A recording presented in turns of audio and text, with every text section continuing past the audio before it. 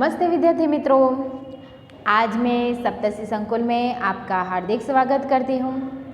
आज की हमारी हिंदी की क्लास में हम कक्षा 6 में पुनरावृत्तन 2 लिखेंगे। तो आप यह प्रश्न अपनी पाकी नोटबुक में लिखना, ठीक है। तो आज हम पहला प्रश्न देखेंगे कि निम्नलिखित प्रश्नों के उत्तर लिखिए। तो यहाँ पे पहला प्रश्न दिया गया है कि सूरज की किरण क्या करती है। तो उनका उत्तर क्या आएगा विद्यार्थी मित्रों? हमने आगे आगे काव्य में पढ़ा था कि सूरज की किरणें रोज पृथ्वी पर आती है और अंधकार को दूर भगाकर सारे संसार को प्रकाशित करती है, ठीक है। सूरज की किरणें क्या करती है? रोज पृथ्वी पर आती है और अंधकार को भगाकर सारे संसार में प्रकाश फैलाती है। अब दूसरा प्रश्न क्या है कि दीपक से हमें क्या सीख मिलती है। तो उनका उत्तर क्या आएगा विद्यार्थी मित्रों? कि दीपक हरदम जलता रहता है, वह अपने आप को जलाकर दूसरों को प्रकाश देता है। इससे हमें यह सीख मिलती है कि हम कष्ट से न घबराए, हम खुद कष्ट सहन कर कर दूसरों के कष्ट दूर करने का प्रयत्न करें, ठीक है। अब तीसरा प्रश्न लिखिए, रेशमा ने अपनी माँ के काम में किस तरह मदद की। तो उनका उत्तर क्या आएगा विद्यार्थी मित्रों? कि रेशमा की माँ ने बर्तन और डिब्बा उतार कर साफ कर लिए। रेशमा ने उन डिब्बों पर लेबल लगाए, फिर वह एक एक बर्तन और एक एक डिब्बा माँ को पकड़ाती गई और माँ उन्हें व्यवस्थित ढंग से रखती गई। इस प्रकार पहिएदार कुर्सी पर बैठकर रेशमा ने माँ की मदद की, ठीक है। अब हम लिखेंगे प्रश्न 4, माँ ने रेशमा को बाजार क्यों भेजा। तो उनका उत्तर क्या आएगा कि माँ को लड्डू बनाना था और उनके लिए जो सामान लगता है वह सामान उनके पास नहीं था, तो कुछ सामान की ज़रूरत थी। इसलिए उनके जो पिताजी थे वह तो दफ्तर चले गए थे। बेटा गोलू जो है वो बहुत छोटा है। दादा और दादी जी बहुत बुजुर्ग है। माँ को परेशान देखकर रेशमा ने माँ से कहा कि आप मुझे सामान की सूची दे दीजिए और साथ में एक थैली भी दे दीजिए, मैं सामान ले आऊँगी। रेशमा की आवाज़ में एक दर्दता थी। वह पहले भी एक बार सामान लाने के लिए जा चुकी थी, इसलिए रेशमा पर भरोसा करके माँ ने उसे बाजार भेजा, ठीक है। अब हमारा 5वां प्रश्न आप लिखिए नोटबुक में कि राजा भोज किसान से क्यों प्रभावित हुए। हमने आगे भी यह प्रश्न देखा है, तो आपको ये प्रश्न आना चाहिए कि किसान के पास एक ही बैल था, इसलिए वह दूसरे बैल की जगह अपनी पत्नी को हल में जोतकर हल चला रहा था। राजा भोज चाहते थे कि वह थोड़ी देर के लिए हल चलाना रोककर उनकी बात सुने। तब किसान ने कहा कि उनकी बात सुनने के लिए उनका काम नहीं रोक सकता, वे उनका काम नहीं रोक सकता है। वे अधिक कुछ कहना चाहते हैं तो वे उनके साथ चलते चलते कहे। अपने काम के प्रति किसान की यह लगन देखकर राजा भोज उससे बहुत प्रभावित हुए, ठीक है। अब हम जो है हमारा दूसरा प्रश्न यहाँ पे खाली जगह लिखनी है। यहाँ पे कौंस में आपको खाली जगह के उत्तर भी दिए गए हैं, तो उनका उपयोग करके आपको यह स्थान पूर्ति करनी है। ठीक है, तो यहाँ पे पहली खाली जगह कौन सी है कि यदि यह वही लड़का है, खाली जगह कल गीत गाया था, तो खाली जग्याની અંદર શું આવશે કે यह वही लड़का है जिसने कल गीत गाया था। હવે બીજી ખાલી જગ્યા જુઓ, अध्यापक जी ने बताया खाली जगह कल विद्यालय में अवकाश रहेगा, तो उनका उत्तर क्या आएगा खाली जगह में कि अध्यापक जी ने बताया कि कल विद्यालय में अवकाश रहेगा। ठीक है, अब तीसरी खाली जगह लिखिए, उसने बेईमानी की, खाली जगह नौकरी से निकाल दिया गया, तो एनो उत्तर શું આવશે? उसने बेईमानी की इसलिए नौकरी से निकाल दिया गया। હવે ચોથી ખાલી જગ્યા લખો વિદ્યાર્થી મિત્રો कि निर्धारित तिथि खाली जगह नक्षत्र में मुझे विशेष जड़ी बूटियों को लाने खाली जगह घने वन में जाना होगा।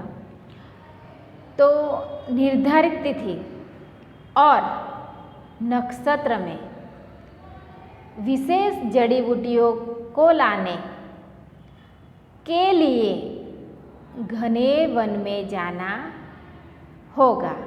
तो आ रीते तमारे खाली जग्या लखवानी छे। हवे जुओ अहींया प्रश्न 3, निम्नलिखित वर्णों से प्रारंभ होने वाले वर्ण शब्द बनाइए। तो अहींया जे वर्ण छे कयो छे? अ छे, तो अ थी जेटला शब्द बनता होय ए तमारे लखवाना छे। अ थी अहींया आम आप्युं छे, उदाहरण तरीके शुं आप्युं छे? आम, तो ए रीते अ थी आग, अ थी अजगर, अ थी आशीष, अ थी अमृत, अ थी अग्नि, आ रीते तमे लखी शको छो। हवे जुओ अहींया ह थी लखवानुं छे, तो ह थी हितेश नाम आप्युं छे, तो ए रीते ह थी होली, ह थी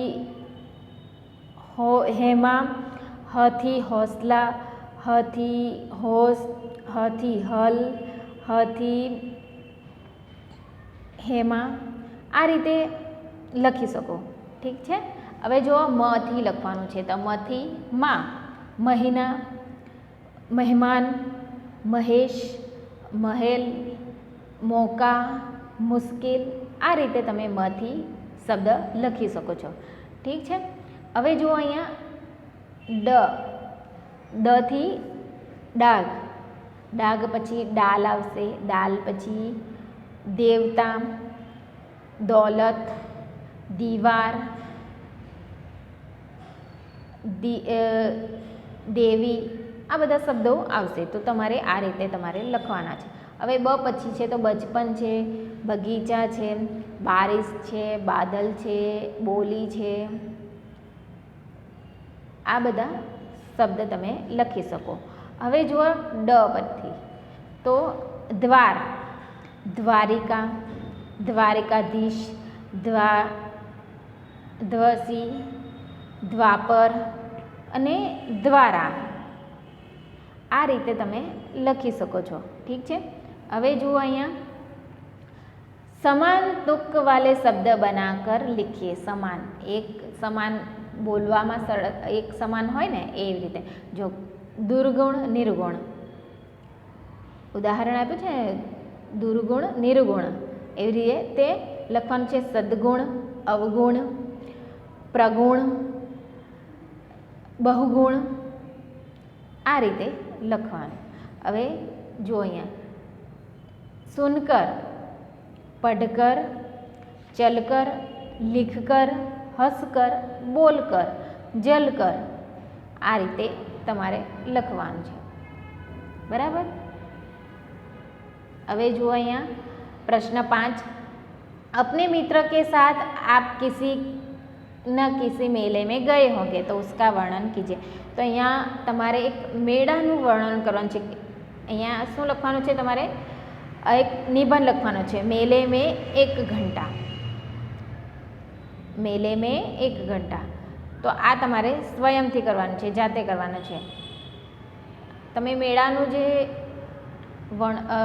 જે ચિત્ર જોયું હોય, મેળામાં ગયા હોય तो ये रीते एનું वर्णन तमारे करवानुं छे कि मेरे गांव के पास एक नदी है, नदी के पास में एक किनारे पर शिवजी का मंदिर है। हर साल सावन के महीने में यहाँ पहले सोमवार मेला लगता है। इस साल अपने मित्र फसल के साथ मेले में गया था। इस तरह से आप मेले का वर्णन कर सकते हैं, ठीक है। फिर यहाँ पे आपको मुहावरे दिए गए, प्रश्न 6 में मुहावरे के अर्थ देकर वाक्य में प्रयोग कीजिए। तो आँखों का तारा बहुत प्यारा, माथा ठकाना, तो एनो अर्थ शू आवशे कि अनिष्ट, शू आवशे? अनिष्ट आकांक्षा होना।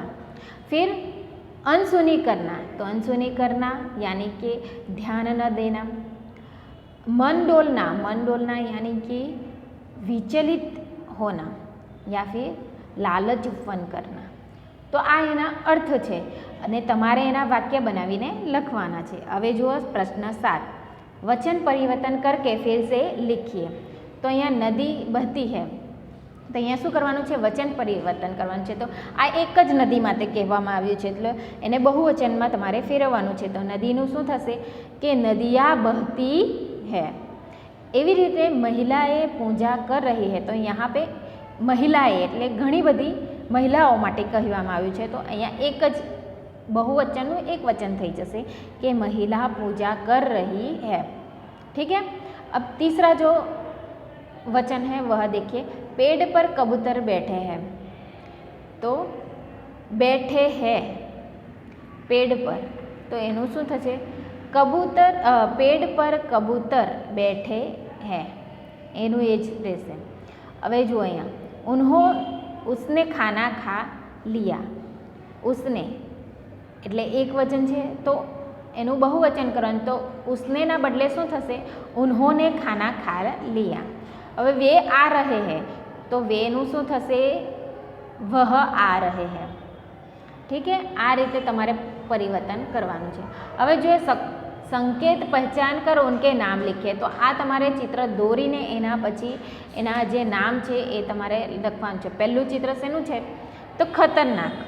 बीजुं શેનું છે? आग बम्प है, आगे बम्प है।